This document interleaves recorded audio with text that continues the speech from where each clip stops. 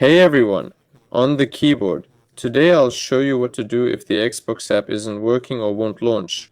First, go to Start, Settings, Apps, Installed Apps and type Xbox there. Here we have Xbox. Click on the three dots and select Advanced Options.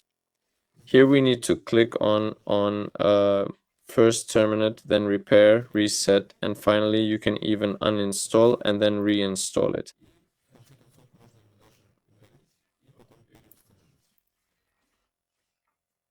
There you go. Now, of course, Xbox can't be uninstalled because it's a Microsoft app. After these steps, try launching it. If it doesn't work, go to registry.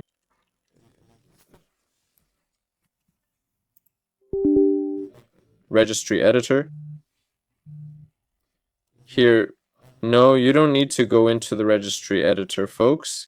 We need to go into services. Go to services and type Xbox here. And here we need the Xbox network service.